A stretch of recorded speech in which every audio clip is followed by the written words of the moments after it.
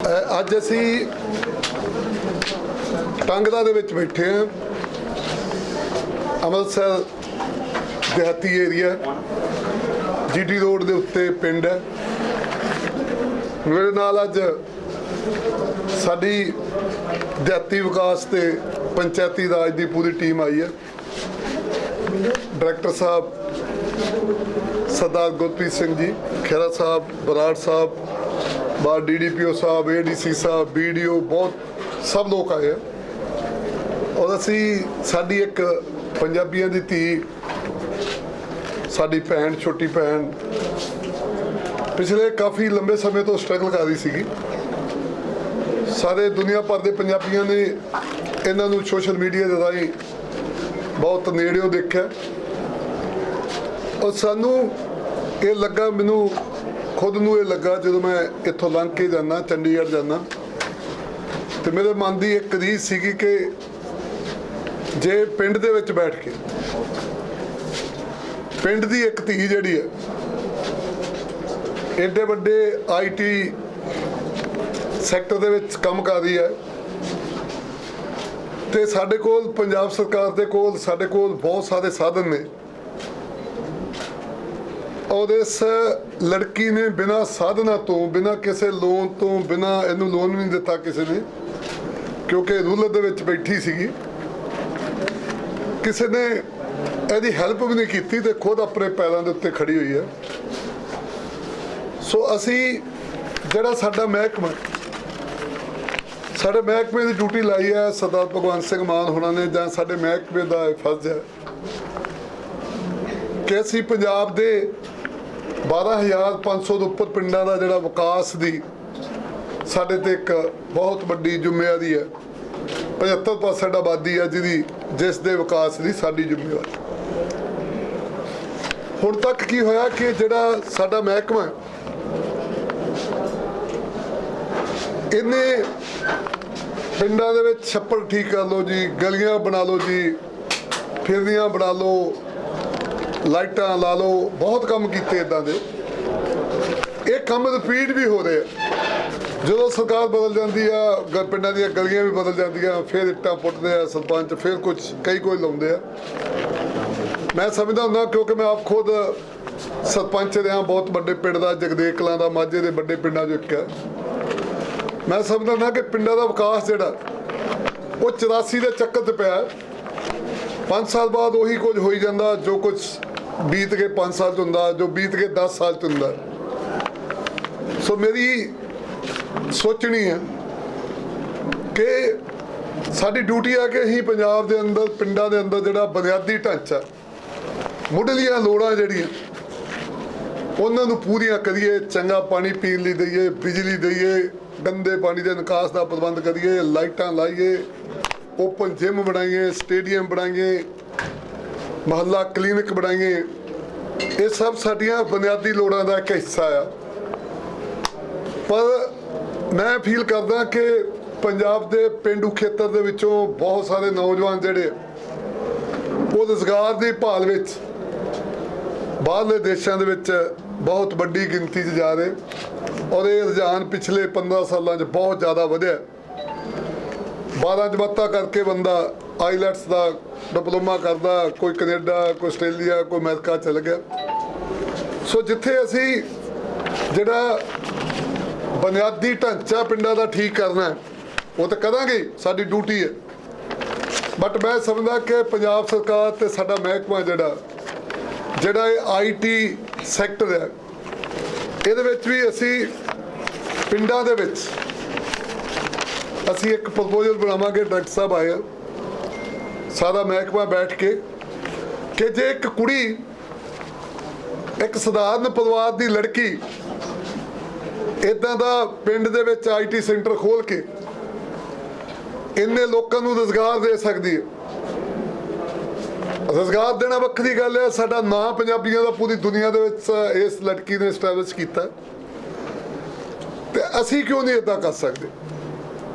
सो जिहड़ा मॉडल मनदीप ने अपनाया ये तो असीं काफ़ी कुछ सीखांगे, सीखण आए हैं, देखण आए हैं, देख के ਪੰਜਾਬ ਦੇ ਬਾਕੀ ਪਿੰਡੂ ਖੇਤਰ ਜਿਹੜੇ ਆ, ਦਿਹਾਤੀ ਖੇਤਰ ਜਿਹੜੇ ਆ, ਉਹਦੇ 'ਚ ਇਹਨੂੰ ਲਾਗੂ ਕਰਨ ਦੀ ਆਪਣੀ ਕੋਸ਼ਿਸ਼ ਕਰਾਂਗੇ। ਇਹਦੇ ਲਈ ਤਜਵੀਜ਼ ਬਣਾਵਾਂਗੇ ਔਰ ਜਿਹੜਾ IT ਸਕਿੱਲ ਸੈਂਟਰ ਜਿਹੜੇ ਆ ਪਿੰਡਾਂ ਦੇ ਵਿੱਚ ਉਹ ਅਸੀਂ ਬਣਾਉਣ ਦੀ ਯੋਜਨਾ ਬਣਾਵਾਂਗੇ।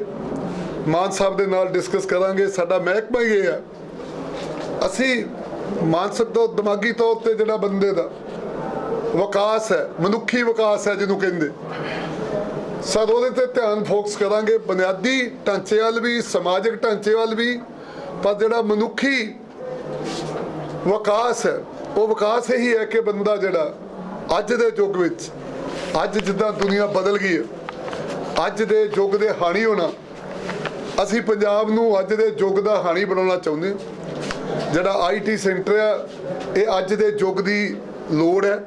ਅੱਜ ਦੀ ਟੈਕਨੋਲੋਜੀ ਜਿਹੜੀ ਹੈ ਇਹਦੀ ਬਹੁਤ ਵੱਡੀ ਲੋੜ ਹੈ। ਇਹ ਲੋੜ ਜਿਹੜੀ ਹੈ ਪਿੰਡਾਂ ਦੇ ਵਿੱਚ ਵੀ ਇਹਦੀ ਬਹੁਤ ਜ਼ਿਆਦਾ ਲੋੜ ਹੈ, ਬਟ ਪਿੰਡਾਂ ਦੇ ਲੋਕਾਂ ਨੂੰ ਮੌਕਾ ਨਹੀਂ ਮਿਲਦਾ। ਉਹਨਾਂ ਨੂੰ ਸ਼ਹਿਰ 'ਚ ਆਉਣਾ ਪੈਂਦਾ। ਸ਼ਹਿਰਾਂ ਦੇ ਵਿੱਚ ਸੈਂਟਰ ਹੈਗੇ ਆ, ਬਟ ਇਹ ਪਹਿਲਾ ਸੈਂਟਰ ਹੈ ਜਿੱਥੇ ਸ਼ਹਿਰਾਂ ਤੋਂ ਲੋਕ ਸਿੱਖਣ ਆਉਂਦੇ ਆ। ਔਰ ਅਸੀਂ ਵੀ ਇੱਦਾਂ ਦਾ ਡਿਵੈਲਪ ਕਰਾਂਗੇ। ਮਨਦੀਪ ਦੀ ਉਹ 'ਚ ਸਹਿਯੋਗ ਲਾਂਗੇ ਔਰ ਮਨਦੀਪ ਦੀ ਇਸ ਸੰਸਥਾ ਦੀ ਵੀ ਸਰਕਾਰ ਮਦਦ ਕਰੂਗੀ। ਜੋ ਵੀ ਸੰਭਵ ਸਾਡੇ ਮਹਿਕਮੇ ਦੇ ਥਰੂ, ਪੰਜਾਬ ਸਰਕਾਰ ਦੇ ਥਰੂ ਹੋਇਆ, ਅਸੀਂ ਕੋਸ਼ਿਸ਼ ਕਰਾਂਗੇ ਕਿ ਬਹੁਤ ਲੋਕਾਂ ਨੂੰ ਦੂਜੇ ਜ਼ਿਲ੍ਹਿਆਂ 'ਚੋਂ ਨਵੇਂ ਮੁੰਡੇ ਕੁੜੀਆਂ ਨੂੰ ਲਿਆ ਕੇ ਮਤਲਬ ਜਿਹੜਾ ਦਿਖਾਵਾਂਗੇ। ਅਸੀਂ ਹੁਣੇ ਅਜੇ ਅਸੀਂ 8 ਦਿਨ ਪਹਿਲਾਂ ਇੱਕ ਨਵੇਂ ਮਤਲਬ ਜਿਹੜੇ SDO ਭਰਤੀ ਕੀਤੇ ਆਪਣੇ ਡਿਪਾਰਟਮੈਂਟ ਦੇ ਵਿੱਚ। ਨਵੀਆਂ ਕੁੜੀਆਂ ਮੁੰਡੇ 21 ਸੀਗੇ, 21 ਮਤਲਬ ਉਦੋਂ ਕੀਤੇ ਆ। ਬਹੁਤ ਵਧੀਆ ਨਵੇਂ ਕੁੜੀਆਂ ਮੁੰਡੇ ਪੜ੍ਹੇ ਲਿਖੇ। ਉਹ ਤੋਂ ਇਲਾਵਾ ਵੀ ਸਾਡੇ ਕੋਲ ਡਾਇਰੈਕਟ PCS ਕੁੜੀਆਂ ਮੁੰਡੇ ਜਿਹੜੇ ਵੀਡੀਓ ਲੱਗੇ ਆ ਨਵੇਂ, ਅਸੀਂ ਉਹਨਾਂ ਨੂੰ ਵੀ ਇੱਥੇ ਵਿਜ਼ਿਟ ਕਰਾਵਾਂਗੇ। ਉਹਨਾਂ ਨੂੰ ਕਹਾਂਗੇ ਕਿ ਤੁਸੀਂ ਦੇਖੋ, ਆਪਾਂ ਪਿੰਡਾਂ ਦੇ ਵਿੱਚ ਇਦਾਂ ਦੀਆਂ ਚੀਜ਼ਾਂ ਜਿਹੜੀਆਂ ਡਿਵੈਲਪ ਕਰਨੀਆਂ। ਸੋ ਮੈਂ ਇਸ ਕਰਕੇ ਆਇਆ ਕਿ ਤੁਹਾਨੂੰ ਦੱਸਣ ਆਇਆ, ਤੁਹਾਡੇ ਥਰੂ ਦੁਨੀਆ ਭਰ ਦੇ ਪੰਜਾਬੀਆਂ ਨੂੰ ਦੱਸਣਾ ਚਾਹੁੰਦਾ ਕਿ ਸਰਦਾਰ ਭਗਵੰਤ ਸਿੰਘ ਮਾਨ ਜੀ ਦੀ ਸਰਕਾਰ ਜਲਦੀ ਜਿਹੜੀ ਹੈ ਉਹ IT ਸਕਿੱਲ ਸੈਂਟਰ ਜਿਹੜੇ ਪਿੰਡਾਂ ਦੇ ਵਿੱਚ ਬਣਾਊਗੀ। ਔਰ ਅਸੀਂ ਮਤਲਬ ਇਹਦੇ ਵਿੱਚ ਪੂਰੀ ਗੰਭੀਰਤਾ ਦੇ ਨਾਲ ਉਤਰ ਰਹੇ। ਅਸੀਂ ਸਮਝਦੇ ਹਾਂ ਕਿ ਪਿੰਡਾਂ ਦਾ ਬੁਨਿਆਦੀ ਢਾਂਚੇ ਦਾ ਵਿਕਾਸ ਤੇ ਕਰਨਾ ਹੀ ਕਰਨਾ, ਬਟ ਇਹਦਾ ਵਿਕਾਸ ਕਰਨਾ ਮਨੁੱਖੀ ਜਿਹੜਾ ਉਹਦਾ ਮਨੁੱਖਤਾ ਦਾ ਵਿਕਾਸ ਕਰਨਾ, ਅੱਜ ਦੀ ਟੈਕਨੋਲੋਜੀ ਨੂੰ ਪਿੰਡਾਂ ਦੇ ਵਿੱਚ ਲੈ ਕੇ ਆਉਣਾ, ਇਹ ਬਹੁਤ ਵੱਡੀ ਲੋੜ ਹੈ। ਇਹਦੇ ਲਈ ਅਸੀਂ ਮੈਦਾਨ ਦੇ ਵਿੱਚ ਆ ਰਹੇ ਹਾਂ, ਤਾਂ ਹੀ ਅੱਜ ਅਸੀਂ ਇੱਥੇ ਆਏ ਹਾਂ। 2-3 ਚੀਜ਼ਾਂ ਇਹਦੇ ਵਿੱਚ ਬਹੁਤ ਜ਼ਬਰਦਸਤ ਨੇ ਜਿਹੜੀਆਂ ਤੁਹਾਨੂੰ ਸਮਝਣੀਆਂ ਚਾਹੀਦੀਆਂ। ਦੁਨੀਆ ਭਰ ਦੇ ਵਿੱਚ ਸਾਡੇ ਪੰਜਾਬੀ ਵੀਰ NRI Canada, America, England, German, Dubai, Australia ਬਹੁਤ ਵੱਡੇ ਬਿਜ਼ਨਸ ਕਰਦੇ ਆ। ਰੀਅਲ estate ਦੇ, ਟਰਾਂਸਪੋਰਟ ਦੇ, ਹੋਟਲਾਂ ਦੇ, IT ਕੰਪਨੀਆਂ ਉਹਨਾਂ ਦੀਆਂ, ਕੰਪਿਊਟਰ ਪਾਰਟਸ ਦੀਆਂ। ਮੇਰੇ ਕਈ ਦੋਸਤ ਹੈ ਕੈਲੀਫੋਰਨੀਆ ਦੇ ਵਿੱਚ, ਉਹਨਾਂ ਦੀਆਂ ਕੰਪਨੀਆਂ। ਉਹ ਜਿੰਨਾ ਆਪਣਾ ਕੰਮ ਕਰਾਉਂਦੇ, ਉਹ ਆਪਣਾ ਕੰਮ ਕਰਾਉਂਦੇ ਬੰਗਲੌਰ ਤੋਂ, ਆਪਣਾ ਕੰਮ ਕਰਾਉਂਦੇ ਗੜਗਾਉਂ ਤੋਂ, ਜਾਂ ਜਿਹੜੇ ਹੋਰ IT ਸੈਂਟਰ ਸ਼ਹਿਰ ਜਿਹੜੇ ਆ ਉੱਥੋਂ ਆਪਣਾ ਕੰਮ ਕਰਾਉਂਦੇ ਆ। ਮੇਰੀ ਸਰਕਾਰ ਦੀ, ਭਗਵੰਤ ਸਿੰਘ ਮਾਨ ਜੀ ਦੀ ਸਰਕਾਰ ਦੀ ਇੱਕ ਕੋਸ਼ਿਸ਼ ਹੋਊਗੀ ਕਿ ਅਸੀਂ ਆਪਣੇ ਪਿੰਡਾਂ ਵਾਲੇ ਮੁੰਡਿਆਂ ਨੂੰ, ਪਿੰਡਾਂ ਵਾਲੀਆਂ ਧੀਆਂ ਨੂੰ ਟ੍ਰੇਨਡ ਕਰਕੇ ਉਹਨਾਂ ਨੂੰ ਇਸ ਸੈਕਟਰ ਦੇ ਵਿੱਚ ਉਤਾਰ ਕੇ, ਜਿਹੜੇ ਦੁਨੀਆ ਭਰ ਦੇ NRI ਆ, ਉਹਨਾਂ ਨੂੰ ਇਹ ਬੇਨਤੀ ਕਰਾਂਗੇ ਕਿ ਤੁਸੀਂ ਇਹਨਾਂ ਸਾਡੇ ਕੁੜੀਆਂ ਮੁੰਡਿਆਂ ਕੋਲੋਂ ਕੰਮ ਕਰਾਓ। ਉਹ ਦੂਜੀ ਗੱਲ, ਜਿਹੜਾ ਇਹ ਗੱਲ ਬਣੀ ਹੈ ਕਿ ਜੇ ਤੁਸੀਂ IT ਸੈਕਟਰ ਦੇ ਵਿੱਚ ਉਤਰਨਾ ਤੇ ਤੁਹਾਡੇ ਕੋਲ ਪੜ੍ਹਾਈ ਬਹੁਤ ਹੋਣੀ ਚਾਹੀਦੀ ਹੈ। ਸੱਚ ਵੀ ਹੈ ਕਿ ਬੰਦਾ ਬਹੁਤ ਪੜ੍ਹਿਆ ਲਿਖਿਆ ਹੋਣਾ ਚਾਹੀਦਾ, ਬਟ ਜੇ ਸੈਂਟਰ ਦੇ ਵਿੱਚ ਬੈਠੇ ਆ, ਮਨਦੀਪ ਨੇ ਇੱਥੇ 12 ਜਮਾਤਾਂ ਤੋਂ ਉੱਪਰ, ਕੋਈ 12 ਪੜ੍ਹਿਆ, ਕੋਈ 14 ਪੜ੍ਹਿਆ, ਕੋਈ 16 ਪੜ੍ਹਿਆ, ਕਿਸੇ ਨੇ ਕੋਈ ਪੰਜਾਬੀ ਦੀ MA, ਕੋਈ BA ਦੀ MA, ਕੁਛ ਕੀਤਾ। ਮਤਲਬ ਇਹਦਾ ਮੰਨਣਾ ਔਰ ਮੇਰਾ ਵੀ ਮੰਨਣਾ ਕਿ ਜੇ 12 ਜਮਾਤਾਂ ਕਰਨ ਤੋਂ ਬਾਅਦ ਬੰਦਾ ਆਪਣਾ ਟੈਸਟ ਦੇ ਕੇ ਅਮਰੀਕਾ, ਕੈਨੇਡਾ, ਆਸਟ੍ਰੇਲੀਆ ਦੇ ਵਿੱਚ ਸਟੈਬਲਿਸ਼ ਹੋ ਸਕਦਾ, ਤੇ ਆਪਾਂ 12 ਜਮਾਤਾਂ ਤੋਂ ਬਾਅਦ ਜਿਹੜਾ ਉਹ ਕਿਉਂ ਨਹੀਂ ਇੱਥੇ ਮਤਲਬ ਆਪਣੇ ਬੱਚਿਆਂ ਨੂੰ ਜਿਹੜਾ ਟ੍ਰੇਨਡ ਕਰ ਸਕਦੇ। ਸੋ ਅਸੀਂ ਇੱਦਾਂ ਦਾ IT ਸੈਂਟਰ ਬਣਾਉਣਾ ਚਾਹੁੰਦੇ ਹਾਂ ਕਿ ਜਿਹੜੇ ਪੜ੍ਹੇ ਲਿਖੇ ਵੀ ਹੋਣ, ਪੜ੍ਹੇ ਲਿਖੇ ਹੋਣਗੇ, ਉਹ 'ਚ ਪੜ੍ਹੇ ਲਿਖੇ ਕੁੜੀਆਂ ਮੁੰਡੇ ਹੋਣਗੇ, ਪਰ ਇਹ ਨਹੀਂ ਕਿ ਉਹਨਾਂ ਦੀ ਬਹੁਤ ਜ਼ਿਆਦਾ ਪੜ੍ਹਾਈ ਹੋਵੇ ਉਹ ਫੇਰ ਹੀ ਇਸ ਸੈਕਟਰ 'ਚ ਉਤਰਨਗੇ। ਆਮ ਪੜ੍ਹਾਈ ਵਾਲਾ ਮੁੰਡਾ ਕੁੜੀ ਜਿਹੜੀ ਹੈ ਉਹਨੂੰ ਵੀ ਟ੍ਰੇਨ ਕਰਾਂਗੇ ਜਿੱਦਾਂ ਮਨਦੀਪ ਨੇ ਕੀਤਾ। ਇਹ ਬਹੁਤ ਵਧੀਆ ਕੰਮ ਜਿਹੜੇ ਆਮ ਕੁੜੀਆਂ ਮੁੰਡਿਆਂ ਕੋ ਉਹਨਾਂ ਨੂੰ ਟ੍ਰੇਨ ਕਰ ਦਈਏ, ਛੋਟੇ ਛੋਟੇ ਚੀਜ਼ਾਂ ਜਿਹੜੀਆਂ ਵੀਡੀਓ ਬਣਾਉਣੀਆਂ, ਦੂਜੀਆਂ ਤੀਜੀਆਂ ਚੀਜ਼ਾਂ ਜਿਹੜੀਆਂ ਉਹਨਾਂ ਲਈ ਟ੍ਰੇਨ ਕਰਕੇ। ਔਰ ਇਹ ਵੀ ਬੜੀ ਮਨ ਨੂੰ ਤਸੱਲੀ ਹੋਈ ਕਿ ਮਨਦੀਪ ਦਾ ਮੰਨਣਾ ਕਿ ਜੇ ਬੰਦਾ ਇੱਥੇ ਟ੍ਰੇਨਡ ਹੋਵੇ ਤਾਂ ਘੱਟੋ ਘੱਟ 50,000 ਰੁਪਈਆ ਮਹੀਨੇ ਦਾ ਅੱਜ ਦੀ ਮਹਿੰਗਾਈ ਦੇ ਯੁੱਗ ਵਿੱਚ, ਅੱਜ ਦੇ ਸਮੇਂ ਦੇ ਵਿੱਚ ਜੇ ਕਿਸੇ ਨੇ ਆਪਣਾ ਘਰ ਪਾਲਣਾ, ਆਪਣਾ ਪੇਟ ਪਾਲਣਾ ਤਾਂ ਘੱਟੋ ਘੱਟ 50,000 ਰੁਪਈਆ ਉਹਦੀ ਆਮਦਨ ਹੋਣੀ ਚਾਹੀਦੀ ਹੈ। ਸੋ ਇਹ ਜਿਹੜਾ ਦੁਨੀਆ ਭਰ ਦੇ ਇਹਨਾਂ ਦਾ ਅਸੀਂ ਪਹਿਲਾਂ ਵੀ ਬੇਨਤੀ ਕੀਤੀ ਹੈ ਕਿ ਉਹ ਪੰਜਾਬ ਦੇ ਵਿਕਾਸ ਦੇ ਵਿੱਚ ਆਪਣਾ ਯੋਗਦਾਨ ਪਾਉਣ, ਸਕੂਲ ਬਣਾਉਣ, ਸਟੇਡੀਅਮ ਬਣਾਉਣ, ਉਹ ਆਪਣੇ ਓਪਨ ਜਿਮ ਬਣਾਉਣ, ਉਹ ਛੋਟੇ ਹਸਪੀਟਲ ਬਣਾਉਣ। ਪਰ ਮੈਂ ਅੱਜ ਉਹਨਾਂ ਨੂੰ ਬੇਨਤੀ ਕਰੂੰਗਾ ਕਿ ਜੇ ਪੰਜਾਬ ਸਰਕਾਰ ਜਿਹੜੇ IT ਸਕਿੱਲ ਸੈਂਟਰ ਜਦੋਂ ਅਸੀਂ ਬਣਾਵਾਂਗੇ ਉਹਨਾਂ ਦੇ ਪਿੰਡਾਂ ਦੇ ਵਿੱਚ, ਤਾਂ ਉਹ ਆਪਣੇ ਪਿੰਡਾਂ ਦੇ ਇਹਨਾਂ ਸੈਂਟਰਾਂ ਵਾਸਤੇ ਅੱਗੇ ਆਉਣ, ਸਾਡੀ ਮਦਦ ਕਰਨ, ਸਾਡੇ ਨਾਲ ਜੁੜਨ।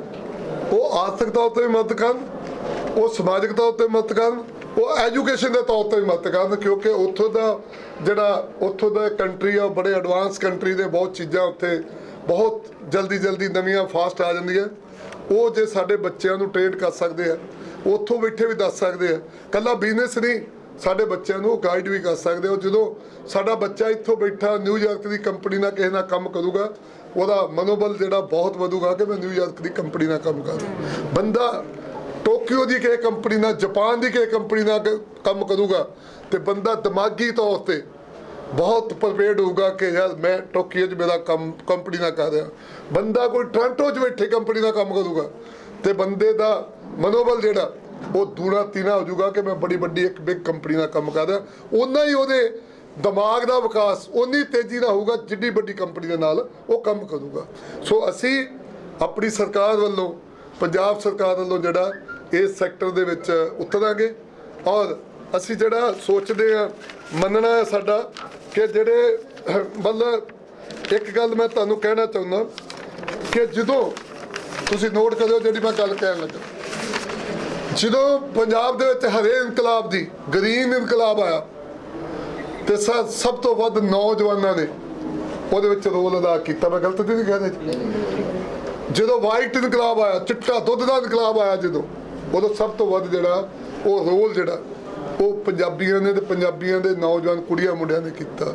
ਤੇ ਮੈਂ ਸਮਝਦਾ ਕਿ ਜੇ ਹੁਣ ਅਸੀਂ ਸ਼ੁਰੂ ਕਰਾਂਗੇ ਤੇ ਪੰਜਾਬ ਦੀ ਧਰਤੀ ਤੇ ਜਿਹੜਾ ਇਹ ਆਈਟੀ ਜਿਹੜੀ ਇਨਕਲਾਬ ਹੈ, ਜਿਹੜਾ ਅੱਜ ਦੀ ਟੈਕਨੋਲੋਜੀ ਦਾ ਇਨਕਲਾਬ ਹੈ, ਇਹ ਪੂਰੀ ਦੁਨੀਆ ਦੇ ਵਿੱਚ, ਪੂਰੇ ਦੇਸ਼ ਦੇ ਵਿੱਚ ਪੰਜਾਬੀ ਨੌਜਵਾਨ ਕੁੜੀਆਂ ਮੁੰਡਿਆਂ ਦਾ ਇੱਕ ਮਾਰਗਦਰਸ਼ਕ ਬਣੂਗਾ। ਇੱਥੋਂ ਦੇ ਕੁੜੀਆਂ ਮੁੰਡੇ ਜਿਹੜਾ ਹਰ ਤਰ੍ਹਾਂ ਦਾ ਇਨਕਲਾਬ ਲਿਆ ਸਕਦੇ ਆ, ਹਰ ਤਰ੍ਹਾਂ ਦਾ ਕੰਮ ਕਰ ਸਕਦੇ। ਇਹਨਾਂ 'ਚ ਇੰਨੀ ਕੁ ਸਕਿੱਲ ਹੈ ਮੈਂ ਤੁਹਾਨੂੰ ਦੱਸ ਨਹੀਂ ਸਕਦਾ। ਰੋਜ਼ ਹੀ ਮੈਂ ਕੋਈ ਨਾ ਮੀਟਿੰਗਾਂ ਕਰਦੇ, ਸਾਡੇ ਕੁੜੀਆਂ ਮੁੰਡੇ ਕਿੰਨੇ ਮਿਹਨਤੀ ਹੈ। ਸੋ ਜਦੋਂ ਵੀ ਸਮਾਜ ਦੇ ਅੰਦਰ ਤਬਦੀਲੀ ਹੋਈ, ਦੇਸ਼ ਦੇ ਤਬਦੀਲੀ ਹੋਈ, ਤੇ ਪੰਜਾਬੀਆਂ ਨੇ ਬੜਾ ਵੱਡਾ ਰੋਲ ਅਦਾ ਕੀਤਾ। ਪਰ ਜੇ ਹੁਣ ਅਸੀਂ ਪੇਂਡੂ ਦਿਹਾਤ ਦੇ ਅੰਦਰ ਜੇ ਇਸ ਸੈਕਟਰ ਨੂੰ ਲੈ ਕੇ ਆਵਾਂਗੇ ਤੇ ਪੂਰੀ ਦੁਨੀਆ ਦੇ ਵਿੱਚ ਪਤਾ ਲੱਗੂਗਾ ਕਿ ਪੰਜਾਬ ਦੇ ਵਿੱਚ ਵਾਕਿਆ ਹੀ ਪੰਜਾਬ ਸਰਕਾਰ ਨੇ, ਸਰਦਾਰ ਭਗਵੰਤ ਸਿੰਘ ਮਾਨ ਜੀ ਦੀ ਸਰਕਾਰ ਨੇ ਪਹਿਲ ਕਦਮੀ ਕਰਕੇ ਜਿਹੜਾ ਇਹ IT ਸੈਕਟਰ ਜਿਹੜਾ ਇਹਦੇ 'ਚ ਉਤਰਨ ਦਾ ਫੈਸਲਾ ਕੀਤਾ। ਉਹਦੇ ਸਕਿੱਲ ਸੈਂਟਰ ਜਿਹੜੇ ਆ ਉਹ ਜਲਦੀ ਪੂਰਾ ਕਰਕੇ, ਮਤਲਬ ਸਮਝ ਕਿ ਮਨਦੀਪ ਸਾਡੀ ਰੋਲ ਮਾਡਲ ਹੋਊਗੀ। ਇਹਨੂੰ ਅਸੀਂ ਬਹੁਤ ਚੀਜ਼ਾਂ ਆਪਣੇ ਜਿਹੜੇ ਨਵੇਂ ਸਟੂਡੈਂਟ ਆਉਣਗੇ, ਮੈਨੂੰ ਮਨਦੀਪ ਨੇ ਦੱਸਿਆ ਕਿ ਇਹਨਾਂ ਨੇ ਇੱਕ ਝਬਾਲ ਦੇ ਵਿੱਚ ਵੀ ਸੈਂਟਰ ਖੋਲ੍ਹਿਆ। ਝਬਾਲ ਇਹ ਤੋਂ ਵੀ ਪੇਂਡੂ ਏਰੀਆ, ਇਹ ਤਾਂ GT ਰੋਡ ਹੈ, ਇੱਥੇ ਤਾਂ ਜੇ ਆਉਂਦੇ ਜਾਂਦੇ ਆ ਲੋਕ, ਝਬਾਲ ਹੋਰ ਇੱਕ ਸਾਈਡ ਤੇ ਪੈਂਦਾ। ਤੇ ਜੇ ਕੱਲੀ ਮਨਦੀਪ ਇੱਦਾਂ ਕਰ ਸਕਦੀ ਤਾਂ ਅਸੀਂ ਕਿਉਂ ਨਹੀਂ ਕਰ ਸਕਦੇ ਸਾਰੇ ਜਾਣੇ। ਸੋ ਮੇਰਾ ਮਨ ਜਿਹੜਾ ਬਹੁਤ ਖੁਸ਼ ਹੋਇਆ ਦੇਖ ਕੇ, ਔਰ ਮੈਂ ਮਨਦੀਪ ਨੂੰ ਸ਼ਾਬਾਸ਼ ਦੇਣਾ ਔਰ ਮੈਂ ਇਹਨੂੰ ਕਹਿਣਾ ਆ ਕਿ ਤੂੰ ਕੱਲੀ ਨੇ ਸਟਰਗਲ ਕੀਤੀ ਹੈ, ਤੇਰੀ ਕੱਲੀ ਵਾਲੀ ਸਟਰਗਲ ਜਿਹੜੀ ਖਤਮ ਹੋ ਗਈ। ਅੱਜ ਤੋਂ ਬਾਅਦ ਅਸੀਂ ਤੇਰੇ ਨਾਲ ਆ, ਤੇਰੇ ਨਾਲ ਖੜੇ। ਤੂੰ ਬਹੁਤ ਮਿਹਨਤ ਕੀਤੀ, ਜਿੰਨੇ ਨੇ ਦੱਸਿਆ ਨਾ, ਦੇਖੋ ਕਿੰਨਾ ਸਾਡੇ ਨਾਲ ਸਰ, ਬਹੁਤ ਲੋਕਾਂ ਨੂੰ ਪਤਾ ਨਹੀਂ ਹੈ ਜਿਹੜਾ ਇੰਟਰਨੈਟ ਜਿਹੜਾ ਅੰਮ੍ਰਿਤਸਰ ਦੇ ਵਿੱਚ ਤੁਹਾਨੂੰ ਹਾਈ ਸਪੀਡ ਇੰਟਰਨੈਟ 12,000 ਦੇ ਲਾਗੇ ਮਿਲ ਜਾਂਦਾ। ਪਿੰਡਾਂ ਦੇ ਅੰਦਰ ਉਹ ਇੰਟਰਨੈਟ ਸਰ 40-40, 50-50 ਰੁਪਇਆ ਮਹੀਨੇ ਦਾ ਪੇ ਕਰਨਾ ਪੈਂਦਾ। ਪਿੰਡਾਂ ਦੇ ਵਿੱਚ ਕਿੰਨਾ ਵੱਡਾ ਅੰਤਰ ਹੈ। ਆ ਗਿਆ ਸ਼ਾਇਦ ਇੱਥੋਂ ਸਾਰਾ 14 ਕਿਲੋਮੀਟਰ ਦਾ ਸ਼ਾਇਦ ਹੈ, ਉੱਥੇ मतलब इंटरनेट का जोड़ा 12,000 का इतने इंटरनेट जोड़ा वो 40 तो शुरू हो के 50, 55, 60 तक चल जाता। समझ गई गल। इन्ना जोड़ा ये फर्क है, ये चीज़ां सारियां ही ठीक करावांगे कि यार पिंडां दे लोकां नूं क्यों महंगा इंटरनेट दे रहे हो, इत्थे क्यों नहीं साडे स्किल सेंटरां नूं सस्ता इंटरनेट मिलदा। समझ गई गल। ये चीज़ां ही गौरमेंट लैवल ते ਜਿਹੜੀਆਂ ਇੰਟਰਨੈਟ ਦੀਆਂ ਕੰਪਨੀਆਂ ਉਹਨਾਂ ਨਾਲ ਡਿਸਕਸ ਕਰਾਂਗੇ ਕਿ ਤੁਸੀਂ ਸਾਨੂੰ ਪਿੰਡਾਂ ਦੇ ਵਿੱਚ ਸਸਤਾ ਦਿਓ। ਮਹਿੰਗਾ ਇੰਟਰਨੈਟ ਹੋਣ ਦੇ ਬਾਵਜੂਦ ਫਿਰ ਇੱਥੋਂ ਇੱਕ ਨਵੀਂ ਚੀਜ਼ ਜਿਹੜੀ ਮਨਦੀਪ ਨੇ ਡਿਵੈਲਪ ਕੀਤੀ, ਅਸੀਂ ਵੀ ਕੋਸ਼ਿਸ਼ ਕਰਾਂਗੇ। ਮੇਰੇ ਕੋਲ ਪਸ਼ੂ ਪਾਲਣ ਡਿਪਾਰਟਮੈਂਟ ਵੀ ਆ, ਔਰ ਇਹ ਸਰ ਜਿਹੜੇ ਬੱਚੇ ਇੱਥੇ ਰਹਿੰਦੇ ਉਹਨਾਂ ਦਾ ਰੋਟੀ ਪਾਣੀ ਦਾ, ਉਹਨਾਂ ਦੇ ਰਹਿਣ ਦਾ ਕਈਆਂ ਦਾ ਪ੍ਰਬੰਧ ਹੈ, ਔਰ ਉਹਨਾਂ ਨੂੰ ਜਿਹੜਾ ਖਾਣ ਪੀਣ ਦੀਆਂ ਚੀਜ਼ਾਂ, ਜਿਹੜਾ ਦੁੱਧ ਵਗੈਰਾ ਉਹ ਵੀ ਸਰ ਆਪਣੇ ਪਿੰਡ ਤੋਂ ਲੈਂਦੀ ਹੈ, ਸ਼ਹਿਰੋਂ ਨਹੀਂ ਮੰਗਵਾਉਂਦੀ ਹੈ। ਮਤਲਬ ਇੱਕ ਮਤਲਬ ਜਿਹੜਾ ਨਾਲ ਇੰਡਸਟਰੀ, ਪੇਂਡੂ ਇੰਡਸਟਰੀ ਵੀ ਜਿਹੜੀ ਹੈ ਉਹ ਨਾਲ ਪੈਦਾ ਕੀਤੀ ਹੈ ਕਿ ਜਦ ਪਿੰਡ 'ਚੋਂ ਹੀ ਇਸ 110 ਹੀ ਦੇਣਾ, ਹਾਂ 110 ਦੇ ਕਰੀਬ ਬੱਚੇ ਇਹਨਾਂ ਕੋਲ, ਤੇ ਇਹਨਾਂ ਕੋਲ ਮੇਰਾ ਖਿਆਲ ਅੱਧ ਤੋਂ ਜ਼ਿਆਦਾ ਤੇ ਰਹਿੰਦੇ ਹੋਣਗੇ। ਤੇ ਕਿੰਨੇ ਬੰਦੇ ਮਨਦੀਪ ਨੇ ਆਪਣੇ ਨਾਲ ਜੋੜੇ ਆ, ਕੋਈ ਦੁੱਧ ਦੇ ਰਿਹਾ, ਕੋਈ ਇੱਥੇ ਆਟਾ ਤੜਕ ਵੇਚਦਾ ਹੋਊਗਾ, ਕੋਈ ਸਬਜ਼ੀ ਵੇਚਦਾ ਹੋਊਗਾ, ਕੋਈ ਹੋਰ ਚੀਜ਼ਾਂ ਜਿਹੜੀਆਂ ਆਪਾਂ ਨੂੰ ਖਾਣ ਪੀਣ ਲਈ ਚਾਹੀਦੀਆਂ, ਉਹ ਸਾਰੀਆਂ ਹੀ ਮਨਦੀਪ ਆਪਣੇ ਪਿੰਡ 'ਚੋਂ ਲੈਂਦੀ ਆ, ਪਰਿਵਾਰ 'ਚੋਂ ਲੈਂਦੀ। ਉਹਦੇ ਪਿਤਾ ਜੀ ਚੱਕੀ ਦਾ ਕੰਮ ਕਰਦੇ ਸੀਗੇ। ਬੜੀ ਲੰਮੀ ਸਟਰਗਲ ਹੈ, ਬਹੁਤ ਲੰਮੀ ਕਹਾਣੀ ਹੈ। ਸੋ ਇਹ ਲੰਮੀ ਕਹਾਣੀ ਜਿਹੜੀ ਹੈ ਇਹ ਸਾਡੇ ਲਈ ਇੱਕ ਪ੍ਰੇਰਨਾ ਸਰੋਤ ਹੈ, ਔਰ ਇਹ ਪ੍ਰੇਰਨਾ ਸਰੋਤ ਕਰਕੇ ਹੀ ਇਹ ਅੱਜ ਮਤਲਬ ਜਿਹੜਾ ਇਹਦੇ 'ਤੇ ਮਤਲਬ ਵਰਕ ਕਰਨਾ ਜਿਹੜਾ ਸ਼ੁਰੂ ਕਰਾਂਗੇ। ਮੈਂ ਕਿਉਂਕਿ ਮੇਰੇ ਨਾਲ ਮੈਂ ਖਹਿਰਾ ਸਾਹਿਬ ਸਾਡੇ DC ਅੰਮ੍ਰਿਤਸਰ ਰਹੇ ਆ, ਮੈਂ ਉਹਨਾਂ ਨੂੰ ਬੇਨਤੀ ਕਰੂੰਗਾ ਕਿ 2 ਮਿੰਟ ਉਹ ਵੀ ਤੁਹਾਨੂੰ ਇਹਦੇ 'ਤੇ ਥੋੜ੍ਹਾ ਐਡਰੈਸ ਕਰਨ, ਫਿਰ ਮੈਂ ਮਨਦੀਪ ਨੂੰ ਐਂਡ ਦੇ ਵਿੱਚ ਕਹੂੰਗਾ ਕਿ ਉਹ ਵੀ ਮਤਲਬ ਜਿਹੜਾ ਉਹ ਤੁਹਾਨੂੰ ਐਡਰੈਸ ਕਰੂਗੀ। ਖਹਿਰਾ ਸਾਹਿਬ ਨੂੰ ਬੇਨਤੀ ਹੈ ਕਿ 2 ਮਿੰਟ। ਮਿਨਿਸਟਰ ਸਾਹਿਬ ਦੱਸ ਰਹੇ ਨੇ, ਬੜੀ ਖੁਸ਼ੀ ਹੈ ਵੀ ਮਨਦੀਪ ਦਾ ਜਿਹੜਾ ਸੈਂਟਰ ਹੈ, ਮੈਂ ਜਦੋਂ ਡਿਪਟੀ ਕਮਿਸ਼ਨਰ ਸੀ ਉਦੋਂ ਵੀ, ਕਿਉਂਕਿ ਕੋਵਿਡ ਕਰਕੇ ਇੱਕ ਵਾਰੀ ਆਉਣਾ ਸੀ ਲੇਕਿਨ ਆ ਨਹੀਂ ਹੋਇਆ, ਅੱਜ ਅਸੀਂ ਸਾਰੇ ਇਹ ਸਾਰਾ ਸੈਂਟਰ ਹੈ ਉਹਨੂੰ ਦੇਖਣ ਆਏ ਹਾਂ ਜੋ ਸੈਟਅਪ ਕੀਤਾ ਹੈ ਮਨਦੀਪ ਨੇ। ਵਾਕਈ ਟਾਂਗਰੇ ਵਰਗਾ ਇੱਕ ਕਸਬਾ, ਜਿੱਥੇ ਆਮ ਤੌਰ ਤੇ ਆਪਾਂ ਜਦੋਂ IT ਦੀ ਗੱਲ ਕਰਦੇ ਹਾਂ ਤੇ ਬੰਦਾ ਹਮੇਸ਼ਾ ਵੱਡੇ ਸ਼ਹਿਰ ਵੱਲ ਨੂੰ ਭੱਜਦਾ ਹੈ, ਮਨਦੀਪ ਨੇ ਇਸੇ ਜਗ੍ਹਾ ਦੇ ਉੱਤੇ ਜਿੰਨੀਆਂ ਵੀ ਔਕੜਾਂ ਆਈਆਂ ਸਟਰਗਲ ਕਰਕੇ ਆਪਣੇ ਨਾਲ ਦੇ ਯੰਗਸਟਰਸ ਨੂੰ, ਆਲੇ ਦੁਆਲੇ ਦੇ ਪਿੰਡਾਂ ਨੂੰ, ਜਿਹੜੇ ਮੁੰਡੇ ਕੁੜੀਆਂ ਉਹਨਾਂ ਨੂੰ, ਔਰ ਕਈ ਜਿਹੜੇ ਦੂਜੇ ਸੂਬਿਆਂ ਦੇ ਜਾਂ ਆਪਣੇ ਇੱਥੋਂ ਦੇ ਰਹਿਣ ਵਾਲੇ ਬਾਹਰ ਚਲੇ ਗਏ ਸੀ ਉਹਨਾਂ ਨੂੰ ਫਿਰ ਵਾਪਸ ਲੈ ਕੇ ਆਂਦਾ ਔਰ ਕੰਮ ਨਾਲ ਜੋੜਿਆ ਹੈਗਾ। ਔਰ ਇਸ ਮਾਡਲ ਦੇ ਵਿੱਚ ਇਸ ਛੋਟੇ ਜਿਹੇ ਕਸਬੇ ਤੇ ਪਿੰਡ ਤੋਂ ਬਿਨਾਂ ਨਿਖੜਦੇ ਹੋਏ ਇੱਥੇ ਪਰਿਵਾਰਾਂ 'ਚ ਰਹਿ ਕੇ ਰੋਜ਼ੀ ਰੋਟੀ ਕਮਾਈ ਹੈ, ਜਿੱਥੇ ਕਿ ਤੁਹਾਨੂੰ ਪੈਸਾ ਵੀ ਮਿਲਿਆ ਹੈਗਾ, ਔਰ ਜਿਹੜਾ ਪਰਿਵਾਰਾਂ ਤੋਂ ਵਿਛੜਨ ਦਾ ਦੁੱਖ ਹੁੰਦਾ ਹੈ ਕਿ ਤੁਸੀਂ ਸਾਲ-ਸਾਲ 2-2 ਸਾਲ ਆਪਣੇ ਮਾਪਿਓ ਤੋਂ, ਭਰਾਵਾਂ ਤੋਂ ਵਿਛੜ ਕੇ ਬਾਹਰ ਜਾਂਦੇ ਆ ਔਰ ਉੱਥੇ ਪੈਸਾ ਜ਼ਰੂਰ ਕਮਾ ਲੈਂਦੇ ਆ, ਲੇਕਿਨ ਜਿਹੜੀ ਤੁਹਾਡੀ ਮਨ ਦੀ ਟੀਸ ਹੈਗੀ ਹੈ ਪਰਿਵਾਰ ਤੋਂ ਵਿਛੜਨ ਦੀ, ਉਹ ਸਾਰੀ ਚੀਜ਼ ਪਤਾ ਨਹੀਂ ਇਸ ਵੇਲੇ ਕਿੰਨੇ ਕੁ ਪੰਜਾਬੀ ਭੁਗਤ ਰਹੇ ਨੇ। ਜੋ ਹੁਣ ਸਾਡੀ ਮਨਸ਼ਾ ਹੈ, ਮਿਨਿਸਟਰ ਸਾਹਿਬ ਨੇ ਰਾਤੀ ਮੇਰੇ ਨਾਲ ਸ਼ੇਅਰ ਕੀਤਾ ਕਿ ਅਸੀਂ ਇਹ ਚੀਜ਼ ਦੇਖਣੀ ਹੈ, ਔਰ ਜਿਹੜਾ ਇਹ ਮਨਦੀਪ ਦਾ ਮਾਡਲ ਹੈਗਾ ਜਾਂ ਮਨਦੀਪ ਨੇ ਸਾਰਾ ਕੋਸ਼ਿਸ਼ ਕੀਤੀ ਹੈ, ਇਹਨੂੰ ਅਸੀਂ ਕੋਸ਼ਿਸ਼ ਕਰਾਂਗੇ, ਕਿਉਂਕਿ ਜਦੋਂ ਵੀ ਸਰਕਾਰਾਂ ਦੇ ਮਾਡਲ ਬਣਦੇ ਨੇ ਉਹਨਾਂ 'ਚ ਕਈ ਵਾਰੀ ਜਜ਼ਬਾ ਗਾਇਬ ਹੋ ਜਾਂਦਾ ਹੈ।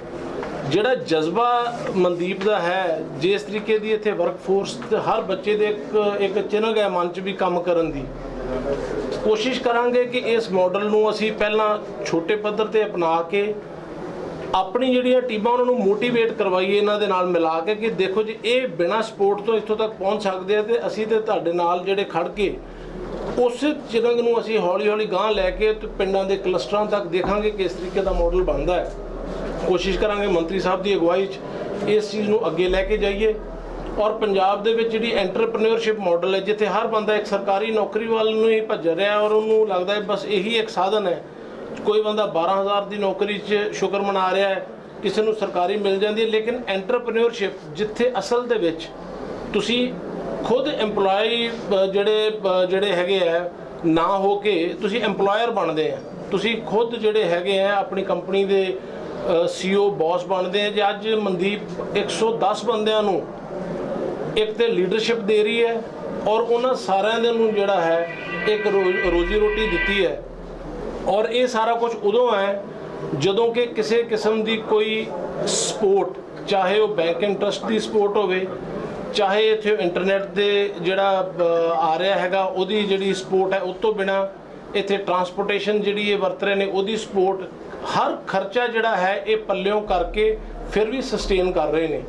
ਔਰ ਜਿਸ ਤਰ੍ਹਾਂ ਮਿਨਿਸਟਰ ਸਾਹਿਬ ਨੇ ਦੱਸਿਆ ਕਿ ਇਹਨਾਂ ਦੀ ਕਾਸਟ ਕਟਿੰਗ ਕਿਸ ਤਰ੍ਹਾਂ ਹੋਵੇ, ਇਹਨਾਂ ਨੂੰ ਫਾਈਨੈਂਸ਼ਲੀ ਕਿਸ ਤਰ੍ਹਾਂ ਖਰਚੇ ਘਟਾ ਕੇ ਇਹਨਾਂ ਨੂੰ ਸਪੋਰਟ ਕਰਨੀ ਚਾਹੀਦੀ ਹੈ, ਕਿਉਂਕਿ ਇਹ ਕਿੱਤਾ ਕੋਈ ਸਬਸਿਡੀ ਨਹੀਂ ਮੰਗਦਾ, ਸਿਰਫ ਇੱਕ ਹੈਂਡ ਹੋਲਡਿੰਗ ਮੰਗਦਾ ਹੈ। ਔਰ ਇੱਕ ਵਾਰੀ ਜਦੋਂ ਹੈਂਡ ਹੋਲਡਿੰਗ ਹੋ ਜਾਣੀ ਹੈ ਤੇ ਇਹਨਾਂ ਨੇ ਉਹ ਕੰਮ ਕਰਨਾ ਹੈ ਕਿ ਜਿਹੜੀਆਂ ਸਰਕਾਰਾਂ ਕਰਦੀਆਂ ਨੇ। ਸੋ ਸਾਡੀ ਅੱਜ ਬਹੁਤ ਬਹੁਤ ਮੁਬਾਰਕ ਹੈ ਮਨਦੀਪ ਨੂੰ, ਉਹਨਾਂ ਦੇ ਪਰਿਵਾਰ ਨੂੰ, ਉਹਨਾਂ ਦਾ ਛੋਟਾ ਬ੍ਰਦਰ ਜਿਹੜਾ ਉਹ ਵੀ ਪਿੱਛੋਂ ਆ ਕੇ ਹੁਣ ਇਹਨਾਂ ਦੇ ਨਾਲ ਜੁੜਿਆ ਹੈ, ਔਰ ਉਹਨਾਂ ਦੀ ਸਾਰੀ ਟੀਮ ਨੂੰ ਮਿਨਿਸਟਰ ਸਾਹਿਬ ਨੇ ਉਹਨਾਂ ਨੂੰ ਆਸ਼ੀਰਵਾਦ ਦਿੱਤਾ ਹੈ। ਅਸੀਂ ਵੀ ਆਪਣੀ ਅਫਸਰਸ ਨੂੰ ਲੈ ਕੇ ਆਏ ਹਾਂ ਦੇਖਣ ਲਈ, ਔਰ ਆ ਕੇ ਵਾਕਈ ਮਨ ਨੂੰ ਬੜੀ ਸੰਤੁਸ਼ਟੀ ਹੋਈ ਹੈ। ਔਰ ਰਲ ਕੇ ਇਹਨਾਂ ਦੇ ਕੋਲੋਂ ਵੀ ਕੁਝ ਚੀਜ਼ਾਂ ਅਸੀਂ ਸਿੱਖਾਂਗੇ ਔਰ ਅਸੀਂ ਉਹਨੂੰ ਅੱਗੇ ਕਿਸ ਤਰ੍ਹਾਂ ਲੈ ਕੇ ਜਾ ਸਕਦੇ ਉਹਦਾ ਕੋਈ ਰੋਡ ਮੈਪ ਜ਼ਰੂਰ ਬਣਾਵਾਂਗੇ। ਮਿਨਿਸਟਰ ਸਾਹਿਬ, ਤੁਸੀਂ ਇਹਨਾਂ ਨੂੰ ਕਿਸੇ ਤਰ੍ਹਾਂ ਦੀ ਕੋਈ ਇਹਦੇ 'ਚ ਰੋਲ ਮਾਡਲ ਦੇ ਤੌਰ ਤੇ ਤੁਸੀਂ ਕਿਹਾ ਕਿ ਅਸੀਂ ਲਾਂਗੇ, ਕੋਈ ਪਦਵੀ ਦਿੱਤੀ ਜਾਏਗੀ ਜਾਂ ਕਿਸੇ ਤਰ੍ਹਾਂ ਦਾ ਕੋਈ ਕਾਰਪੋਰੇਸ਼ਨ ਕ੍ਰੀਏਟ ਕੀਤੀ ਜਾਏਗੀ ਜਿਹਦੇ 'ਚ ਕਿ ਬੱਚੇ ਆਣ? ਨਹੀਂ, ਅਸੀਂ ਮਤਲਬ ਜਿਹੜਾ ਇਸ ਕੰਮ ਲਈ ਮਨਦੀਪ ਨੂੰ ਆਪਣੇ ਨਾਲ ਜੋੜਾਂਗੇ, ਪਰ ਇਹ ਇੱਕ ਗਵਰਨਮੈਂਟ ਨੇ ਥੋੜਾ ਸਾਡਾ ਇੱਕ ਪ੍ਰੋਸੀਜਰ ਹੁੰਦਾ ਕਿ ਅਸੀਂ ਕੀ ਕਰ ਸਕਦੇ ਹਾਂ, ਕੀ ਸਾਡੇ ਕੋਲ ਸਕੀਮਾਂ ਨੇ, ਉਹਦੇ ਥਰੂ ਅਸੀਂ ਦੇਖ ਕੇ ਲਾਜ਼ਮੀ ਇੱਕ ਚੰਗੀ ਜਿਹੜੀ ਹੈ ਚੰਗਾ ਮਤਲਬ ਜਿਹੜਾ ਵਰਕ ਹੈ ਤੇ ਚੰਗਾ ਸਹਿਯੋਗ ਜਿਹੜਾ ਉਹ ਮਨਦੀਪ ਨੂੰ ਦੇਵਾਂਗੇ ਤੇ ਮਨਦੀਪ ਕੋਲ ਲਵਾਂਗੇ। ਵੈਸੇ ਤੇ ਮਨਦੀਪ ਨੂੰ ਕਿਸੇ ਪਦਵੀ ਜਿਹੜੀ ਹੁਣ ਮਨਦੀਪ ਜੇ ਇਹਦੀ ਆਪਣੀ ਕਾਰਪੋਰੇਸ਼ਨ ਬਣਾ ਕੇ ਉਹਦਾ ਹੈਡ ਬਣਾ ਕੇ ਗਵਰਨਮੈਂਟ ਦਾ ਜਿਹੜਾ ਆਈਟੀ ਡਿਪਾਰਟਮੈਂਟ ਇੱਕ ਸੈਪਰੇਟ ਚੱਲ ਰਿਹਾ ਨਾ, ਇੱਕ ਉਸ ਨੂੰ ਵੀ ਵਿੱਚ ਤੁਸੀਂ ਇਹਦੇ ਨਾਲ ਲਓ, ਕਿਉਂਕਿ ਬਿਲਕੁਲ ਅਸੀਂ ਤਾਂ ਉਹ ਤਾਂ ਚੱਲ ਰਿਹਾ ਲਵਾਂਗੇ। ਸਾਡਾ ਏਜੰਡਾ ਕੀ ਹੈ? ਸਾਡਾ ਏਜੰਡਾ ਹੈ ਕਿ ਜਿਹੜਾ ਆਈਟੀ ਸੈਕਟਰ ਹੈ ਇਹਨੂੰ ਦਿਹਾਤ ਦੇ ਨਾਲ ਪਿੰਡਾਂ ਦੇ ਨਾਲ ਜੋੜਨਾ ਜੀ। ਪਿੰਡ ਦਾ ਜਿਹੜਾ ਨੌਜਵਾਨ ਆ ਉਹਦਾ ਦੇਖੋ ਇੱਕ ਤੇ ਪ੍ਰਵਾਸ ਰੋਕਣਾ, ਸਮਝਦੇ ਕਿ ਗੱਲ ਜਿਹੜਾ ਪ੍ਰਵਾਸ ਜਿਹੜਾ ਬਾਹਰ ਨੂੰ ਜਾਈ ਜਾਂਦਾ, ਪੰਜਾਬ ਦਾ ਜਿਹੜਾ ਪੈਸਾ ਵਿਦੇਸ਼ਾਂ ਜਾਈ ਜਾਂਦਾ, ਇੱਕ ਤੇ ਉਹਨੂੰ ਰੋਕਣਾ, ਸਮਝਦੇ ਕਿ ਗੱਲ। ਦੂਜਾ ਜਿਹੜਾ ਸੌਖਾ ਤੇ ਚੰਗਾ ਵਾਈਟ ਕਲਰ ਮਤਲਬ ਰੁਜ਼ਗਾਰ ਜਿਹੜਾ ਬਹੁਤ ਸੌਖਾ ਬੰਦਾ ਆਪਣਾ ਕੰਮ ਸਿੱਖ ਕੇ ਵਧੀਆ ਟਾਈ ਸ਼ਾਈ ਲਾ ਕੇ ਆਰਾਮ ਨਾਲ ਆਪਣਾ ਕੰਮ ਕਰ ਸਕਦਾ। ਤੀਜਾ ਜਿਹੜੇ ਪਿੰਡੂ ਲੋਕ ਨੇ, ਪਿੰਡਾਂ ਦੇ ਜਿਹੜੇ ਲੋਕ ਨੇ, ਜਿੱਦਾਂ ਇਹਨਾਂ ਨੇ ਆਪਣਾ ਪੀਜੀ ਵਗੈਰਾ ਬਣਾਇਆ, ਇੱਕ ਸੈਪਰੇਟ ਨਾਲ ਬਿਜ਼ਨਸ ਹੋ ਗਿਆ ਪੀਜੀ ਤੇ ਛੋਟੇ ਦੁਕਾਨਦਾਰਾਂ ਨੂੰ ਇੱਕ ਵਪਾਰ, ਉਹ ਵੀ ਪਿੰਡਾਂ ਦੇ ਵਿੱਚ ਅਸੀਂ ਦਿਆਂਗੇ। ਚੌਥਾ ਜਿਹੜਾ ਜਿਹਨੂੰ ਨਾ ਕਹਿੰਦੇ ਆ ਕਿ ਟਿਕਾਊ ਦਾ ਮਤਲਬ ਸਮਝਦੇ ਹੋ? ਟਿਕਾਊ ਲਾਹੇਵੰਦ ਵਿਕਾਸ, ਮਤਲਬ ਟਿਕਾਊ ਦਾ ਹੁੰਦਾ ਪੱਕਾ, ਬੰਦੇ ਨੇ ਜੋ ਸਿੱਖ ਲਿਆ ਉਹਦਾ ਸਾਰਾ ਆਪਣਾ ਆ, ਉੱਪਰ ਥੱਲੇ ਕੋਈ ਜੌਬ ਚੱਲ ਗਈ ਨਹੀਂ ਚੱਲ ਗਈ ਉਹ ਕੁਛ ਨਹੀਂ ਹੈ। ਤੇ ਤੀਜਾ ਜਿਹੜਾ ਆ ਸਾਡਾ ਏਜੰਡਾ ਹੋਊਗਾ ਕਿ ਮਨੁੱਖੀ ਜਿਹੜੇ ਵਸੀਲੇ ਦਾ ਵਿਕਾਸ, ਹਿਊਮਨ ਸੋਚ ਜਿਹੜਾ ਉਹਦਾ ਵਿਕਾਸ ਅਸੀਂ ਪਿੰਡਾਂ ਦੇ ਵਿੱਚ ਮਤਲਬ ਕਰਨਾ ਚਾਹੁੰਦੇ। ਇਹ ਸਾਡਾ ਮੇਨ ਮਕਸਦ ਹੈ। ਉਹਦੇ ਵਾਸਤੇ ਮਨਦੀਪ ਨੂੰ ਜੋ ਲੋੜ ਪਊਗੀ ਅਸੀਂ ਮਨਦੀਪ ਦੀ ਹੈਲਪ ਕਰਾਂਗੇ, ਸਾਨੂੰ ਜੋ ਲੋੜ ਪਊਗੀ ਅਸੀਂ ਮਨਦੀਪ ਕੋਲ ਲਾਂਗੇ। ਮੈਨੂੰ ਲੱਗਦਾ ਕਿ ਮਨਦੀਪ 8-10 ਸਾਲ ਹੋ ਗਏ, ਹਾਂਜੀ 10 ਸਾਲ ਦੀ ਸਟਰਗਲ ਕਰੀ।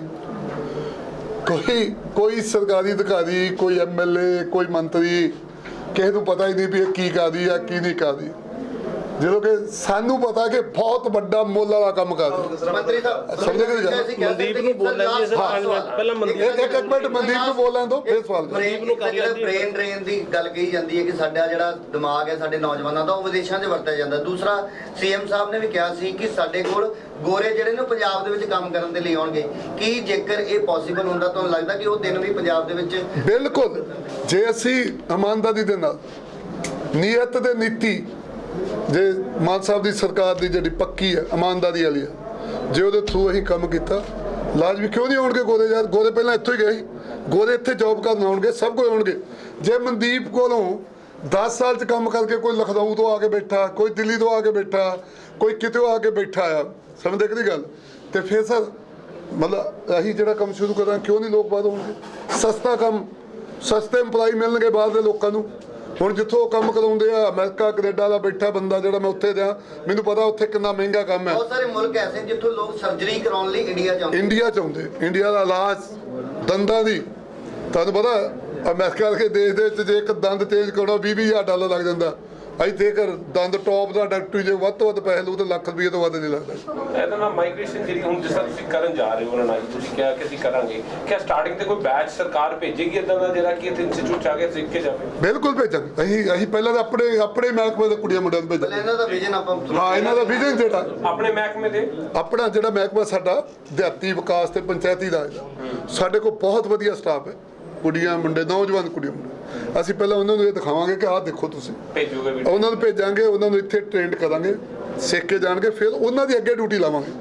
ਜਿੱਦਾਂ ਅਰਵਿੰਦ ਕੇਜਰੀਵਾਲ ਜੀ ਨੇ ਟੀਚਰ ਮਤਲਬ ਭੇਜੇ ਨਾ ਬਾਹਰ, ਥਾਈਲੈਂਡ, ਕੈਨੇਡਾ, ਅਮਰੀਕਾ 'ਚ ਪਹਿਲਾਂ ਥੋੜੇ ਟੀਚਰ ਭੇਜੇ ਵੀ ਤੁਸੀਂ ਸਿੱਖ ਕੇ ਆਓ, ਫਿਰ ਉਹਨਾਂ ਨੇ ਅੱਗੇ ਟੀਚਰਾਂ ਨੂੰ ਟ੍ਰੇਨ ਕੀਤਾ। ਜੇ ਮੰਨ ਲਓ ਸਾਡਾ ਮਹਿਕਮਾ 20 ਬੰਦੇ ਭੇਜ ਕੇ ਟ੍ਰੇਨ ਕਰ ਗਿਆ, ਕੁੜੀਆਂ ਮੁੰਡੇ, ਉਹ 20 ਬੰਦੇ ਸਰ ਐਦਾਂ ਹੀ ਫੈਲ ਜਾਣਗੇ। ਤੁਸੀਂ ਦੇਖਿਓ 20 ਬਲਾਕਾਂ ਦੇ ਵਿੱਚ ਅੱਗੇ ਦਾ ਅੱਗੇ ਕੰਮ ਵੱਜੂਗਾ। ਸਮਝਦੇ ਕਿ ਹਾਂ ਅਮਨਦੀਪ ਤੁਸੀਂ ਥੋੜੇ ਲੱਗ ਰਿਹਾ ਬਹੁਤ ਅੱਛਾ। ਮੈਨੂੰ ਲੱਗਦਾ ਕਿ ਮੇਰੀ ਟੀਮ ਦਾ ਜਦੋਂ ਵੀ ਇਸ ਤਰ੍ਹਾਂ ਦਾ ਕੋਈ ਦਿਨ ਆਉਂਦਾ ਤੇ ਟੀਮ ਦਾ ਜੋਸ਼ ਜਿਹੜਾ ਬਹੁਤ ਵੱਧ ਜਾਂਦਾ। ਸੋ ਕੰਪਨੀ ਦਾ ਵਿਜ਼ਨ ਜਿੱਦਾਂ ਕਿ ਹਮੇਸ਼ਾ ਮੈਂ ਸੋਚਦੀ ਕਿ ਚੇਂਜਿੰਗ ਲਾਈਵਸ, ਜਿਹੜਾ ਮੈਂ ਇਹਦਾ ਵਿਜ਼ਨ ਸੋਚਿਆ ਕਿ ਜਿਹੜਾ ਇੱਕ ਬੱਚਾ ਸੋਚ ਰਿਹਾ ਕਿ ਮੈਂ 6000 8000 10000 ਤੱਕ ਤੇ 12000 ਤੋਂ ਉੱਪਰ ਨਹੀਂ ਜਾ ਸਕਦਾ ਪਿੰਡ ਵਿੱਚ ਜਾਂ ਪਿੰਡ ਦੇ ਆਲੇ ਦੁਆਲੇ ਜੌਬ ਕਰਨ। ਆਪਾਂ ਦੇਖਦੇ ਕਿ ਆਮ ਹੀ ਬੀਟੈਕ ਕੀਤੀ ਹੈ, BCA ਕੀਤੀ ਬੱਚਿਆਂ ਨੇ, ਉਹ ਵੀ 10-12 ਹਜ਼ਾਰ ਦੀ ਜੌਬ ਤੇ ਜਿਹੜੇ ਅੜੇ ਹੋਏ। ਸੋ ਮੈਨੂੰ ਲੱਗ ਰਿਹਾ ਕਿ ਸਾਡਾ ਜਿਹੜਾ ਇਹ ਮਾਡਲ ਆ, ਖਾਸ ਕਰਕੇ ਜਿਹਨਾਂ ਨੇ 12th ਕਰ ਲਈ ਆ ਜਾਂ ਪੜ੍ਹਿਆ ਲਿਖਿਆ ਜਿਹੜਾ ਪੰਜਾਬ ਦਾ ਯੂਥ ਆ, ਉਹਦੇ ਲਈ ਇੱਕ ਬਹੁਤ ਹੀ ਅੱਛਾ ਸੋਲਿਊਸ਼ਨ ਆ। ਮੈਨੂੰ ਮੇਰੇ ਮਾਡਲ ਤੋਂ ਹੀ ਸੋਸ਼ਲ ਮੀਡੀਆ ਤੇ ਰੋਜ਼ ਮੈਂ ਜੇ ਕਹਾਂ ਤੇ ਐਟਲੀਸਟ 20 ਤੋਂ 25 ਜਾਣੇ ਮੈਨੂੰ ਰਿਜ਼ਿਊਮੇ ਆਪਣਾ ਭੇਜਦੇ ਆ ਕਿ ਮੈਮ ਜੌਬ ਹੈਗੀ ਆ, ਜੌਬ ਹੈਗੀ ਆ। ਸਰ ਅੱਜ ਆਏ ਆ, ਇੱਕ ਸੋਲਿਊਸ਼ਨ ਸਾਨੂੰ ਅੱਗੋਂ ਹੋਪ ਦਿਖ ਰਹੀ ਆ। ਸਰ ਨੂੰ ਮੈਂ ਬੈਂਕਿੰਗ ਦੇ ਬਾਰੇ ਦੱਸਿਆ ਸਾਨੂੰ ਕੀ ਦਿੱਕਤਾਂ ਆਉਂਦੀਆਂ ਨੇ, ਟਰਾਂਸਪੋਰਟੇਸ਼ਨ, ਇੰਟਰਨੈਟ, ਜੇ ਆਹ ਸਾਰੀਆਂ ਮਸਲੇ ਹੱਲ ਹੋ ਜਾਣਗੇ ਤੇ ਤੁਸੀਂ ਇਹ ਦੇਖੋ ਕਿ ਸਾਨੂੰ ਇਹ ਵੀ ਨਹੀਂ ਦੇਖਣ ਦੀ ਲੋੜ ਕਿ ਜੌਬ ਕੌਣ ਕਰੇਗਾ, ਇਹ ਵੀ ਨਹੀਂ ਦੇਖਣ ਦੀ ਲੋੜ ਕਿ ਜੌਬ ਕੰਮ ਕਿਹਦੇ ਲਈ ਅਸੀਂ ਕਰਾਂਗੇ। ਬਿਕੋਜ਼ IT ਦੀ ਬਹੁਤ ਜ਼ਿਆਦਾ ਡਿਮਾਂਡ ਹੈ। ਜੇ ਪੰਜਾਬ 5 ਸਾਲਾਂ ਦੇ ਵਿੱਚ ਲੱਖ EMPLOYEES ਵੀ ਕੱਢ ਲੈਂਦਾ ਹੈ ਤੇ ਆਈ ਥਿੰਕ ਕਿ ਸਾਰਿਆਂ ਨੂੰ ਹੀ ਜਿਹੜੀ ਆ ਉਹ ਜੌਬ ਬਹੁਤ ਬਿਹਤਰ ਮਿਲ ਸਕਦੀ ਆ। ਮੇਰਾ ਤਜਰਬਾ ਕਹਿੰਦਾ ਕਿ ਸਾਡੇ ਪਿੰਡਾਂ ਦੇ ਜਿਹੜੇ ਨੌਜਵਾਨ ਆ, ਕਿਉਂਕਿ ਮੇਰੀ ਕੰਪਨੀ 'ਚ 60% ਦੇ ਕਰੀਬ ਜਿਹੜੇ ਆ ਉਹ ਪੰਜਾਬ ਦੇ ਬੱਚੇ ਨੇ, 25% ਦੇ ਵਿੱਚ ਮੇਰੇ ਵਿਦਿਨ 15 ਕਿਲੋਮੀਟਰ ਦੇ ਏਰੀਏ ਦੇ ਬੱਚੇ ਨੇ। ਮੈਨੂੰ ਇਹ ਲੱਗਦਾ ਹੈ ਕਿ ਜੇ ਮੇਰਾ ਜੋ ਤਜਰਬਾ ਹੈ 10 ਸਾਲ ਦਾ, ਕਿ ਸਾਡੇ ਜਿਹੜੇ ਮੁੰਡੇ ਕੁੜੀਆਂ ਬਹੁਤ ਬਿਹਤਰੀਨ ਤਰੀਕੇ ਨਾਲ IT ਸਕਿੱਲ ਜਿਹੜਾ ਸਿੱਖ ਸਕਦੇ ਆ, ਉਹਨਾਂ ਦਾ ਮਾਈਂਡ ਜਿਹੜਾ ਉਹ ਟੈਕਨੀਕਲ ਆ।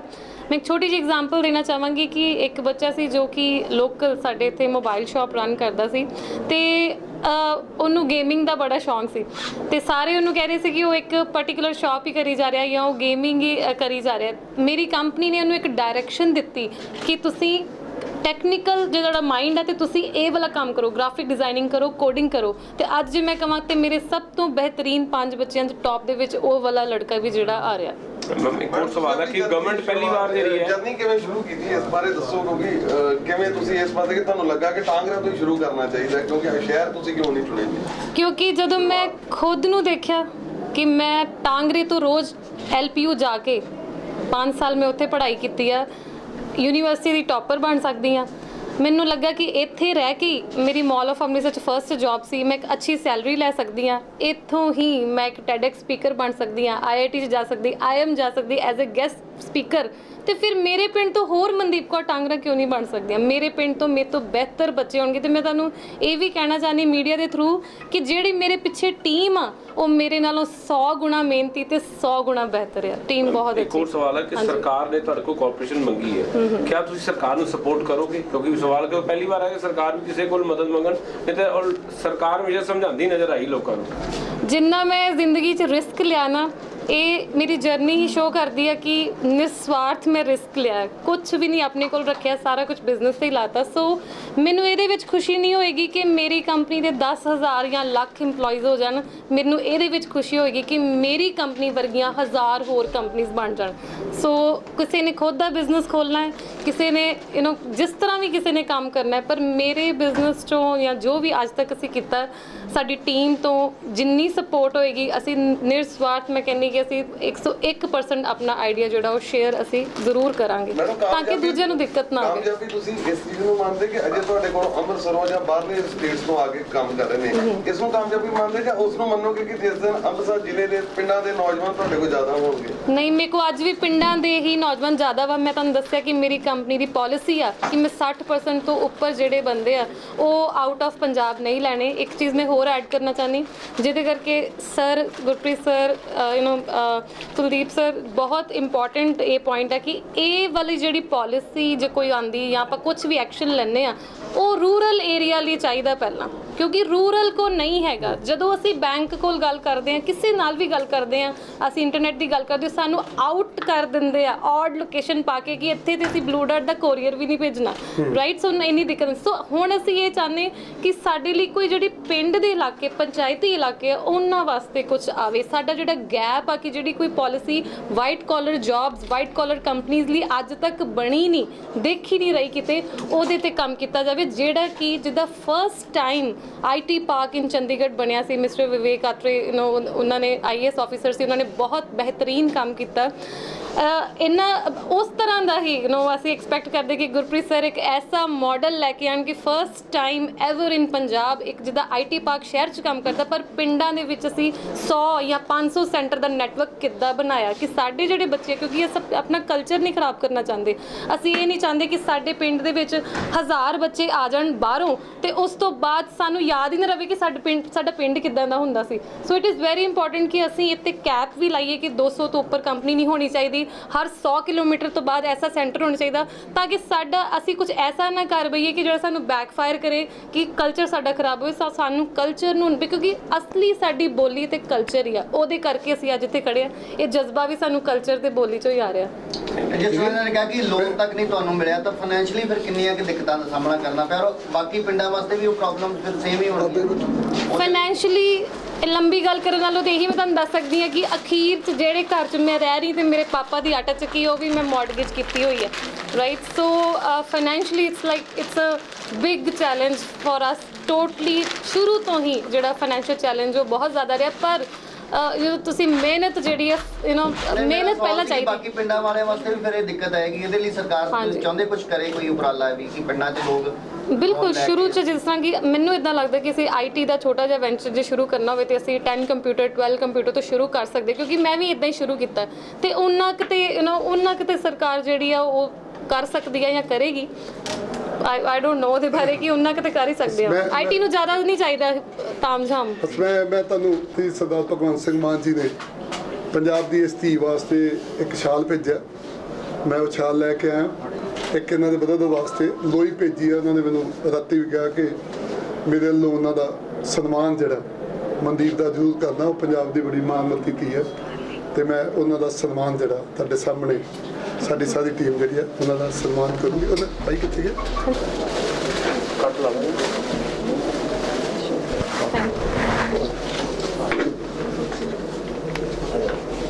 ਇਹ ਮਾਨ ਸਾਹਿਬ ਨੇ ਭੇਜੀ, ਚੀਫ ਮਿਨਿਸਟਰ ਸਾਹਿਬ ਨੇ। ਜੀ ਜੀ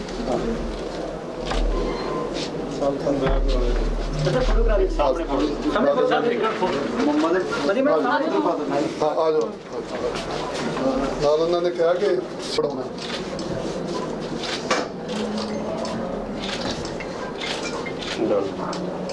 ਠੀਕ ਹੈ ਜੀ, ਤੁਹਾਡਾ ਬਹੁਤ ਬਹੁਤ ਧੰਨਵਾਦ। Thank you. ਕਰਾਂਗੇ ਜਦੋਂ ਹੀ ਪ੍ਰਿੰਸੀਪਲ ਹੀ ਇਸ ਗੱਲ ਲਈ ਸਹਿਮਤ ਹੈ, ਚਾਹੇ ਵਿਧਾਨ ਸਭਾ 'ਚ ਕਰਨਾ ਪਏ ਚਾਹੇ ਕਿਤੇ ਕਰਨਾ ਪਏ, ਕਰਾਂਗੇ। ਇੱਕ MLA ਨੂੰ ਇੱਕ ਹੀ ਪੈਨਸ਼ਨ ਮਿਲੂਗੀ, ਮੈਂ ਤੁਹਾਨੂੰ ਠੋਕ ਕੇ। ਸੰਗਰੂਰ ਬਾਈ ਇਲੈਕਸ਼ਨ ਦਾ ਅੱਜ ਐਲਾਨ ਹੋ ਚੁੱਕਿਆ, ਉਹਦੇ ਬਾਰੇ ਕਿੱਦਾਂ ਦੀ ਰਣਨੀਤੀ ਰਹੇਗੀ? ਨਾ ਲੜਾਂਗੇ। ਮਾਨ ਸਾਹਿਬ ਦੇ ਜਿਹੜੇ ਸਿਸਟਮ ਦੇ ਬਾਰੇ ਕਿਹਾ ਜਾ ਰਿਹਾ ਨਹੀਂ, ਮੈਨੂੰ ਇਹ ਨਹੀਂ ਮੈਂ ਕਹਿ ਸਕਦਾ ਕਿ ਕੌਣ ਲੜੂਗਾ। ਪਾਰਟੀ ਵਧੀਆ ਕੈਂਡੀਡੇਟ ਉਤਾਰੂਗੀ ਔਰ ਅਸੀਂ ਬੜੀ ਵੱਡੀ ਲੀਡ ਨਾਲ ਉੱਥੋਂ ਜਿੱਤਾਂਗੇ। ਮੁਕਾਬਲਾ ਕਿਹਨਾਂ ਨਾਲ ਹੋਏਗਾ ਸਰ? ਉਹ ਮੁਕਾਬਲਾ ਮੈਨੂੰ ਲੱਗਦਾ ਨਹੀਂ ਕਿਸੇ ਨਾਲ ਹੋਵੇ। ਮੁਕਾਬਲਾ ਆਪਣੇ ਆਪ ਨਾਲ ਕਿ ਪਿਛਲੀ ਵਾਰ ਕਿੰਨੀ ਵੋਟ ਲਈ ਤੇ ਐਲਕਾ ਕਿੰਨੀ ਲਈ। ਸਰ ਸੁਖਪਾਲ ਖਹਿਰਾ ਨੇ ਕੱਲ ਫੇਰ ਪ੍ਰੈਸ ਕਾਨਫਰੰਸ ਕੀਤੀ, ਕਹਿੰਦੇ ਵੱਡੀਆਂ ਜਿਹੜੀਆਂ ਮੱਛੀਆਂ ਨੇ ਜਾਂ ਵੱਡੀਆਂ ਜਗ੍ਹਾ ਨੇ ਉੱਥੇ ਨਹੀਂ ਹੱਥ ਮਾਰਿਆ ਜਾ ਰਿਹਾ, ਛੋਟੀ ਜਗ੍ਹਾ ਤੇ ਕਿਉਂ ਕੀਤਾ ਜਾ ਰਿਹਾ? ਕੋਈ ਨਹੀਂ, ਛੱਡੋ, ਹੋਰ ਕੋਈ ਗੱਲ ਕਰੋ। ਸਰ ਕਾਂਗਰਸ ਦੇ ਪ੍ਰਧਾਨ ਨੇ ਰਾਜਾ ਬੜਿੰਗ ਜੀ, ਹਾਂਜੀ, ਵਿਰੋਧੀ ਧਿਰ ਦੇ ਨੇਤਾ ਨੇ ਪ੍ਰਤਾਪ ਬਾਜਵਾ ਜੀ। ਹਾਂਜੀ ਸਰ ਕੋਈ ਜ਼ਿੰਮੇਵਾਰ ਬੰਦਾ ਕੋਈ ਗੱਲ ਕਹੇ ਉਹਦਾ ਜਵਾਬ ਦਈਏ ਇਦਾਂ। ਸੌਦੀ ਪ੍ਰਤਾਪ ਹੈ ਉਹਨਾਂ ਨੇ ਕਿਹਾ ਸੀ ਵੀ ਇਹਨਾਂ ਇਲੈਕਸ਼ਨ ਦੇ ਲੱਗ ਆਣਗੇ, ਕੋਈ ਨਾ ਕੋਈ ਬਿਲਟ ਡਿੱਗਣੀ, ਇੱਕ ਡਿੱਗਣੀ, ਦੋ ਹੋ ਡਿੱਗਣੀ, ਇਹਦੇ ਬਾਰੇ ਕੀ ਕਹਿਣਾ ਜੀ? ਸਰ ਉਹਨਾਂ ਕੋਲ ਤੇ 50 ਸਾਲਾਂ 'ਚ ਇੱਕ ਵਾਰੀ ਡਿੱਗੀ ਤੇ 2 ਮਹੀਨਿਆਂ 'ਚ ਡੇਗਤੀ। ਪ੍ਰਤਾਪ ਬਾਜਵਾ ਦੱਸਣ 50 ਸਾਲਾਂ 'ਚ ਡਿੱਗੀ ਕੋਈ? ਉਹਨਾਂ ਕੋਲ ਇੱਕ ਕਲਰਕ ਨਹੀਂ ਡਿੱਗਿਆ ਪੰਜਾਬ ਦੇ ਵਿੱਚ। ਸਦ ਮੰਤਰੀ ਡੇਕਤਾ ਮਾਨ ਸਾਹਿਬ ਨੇ।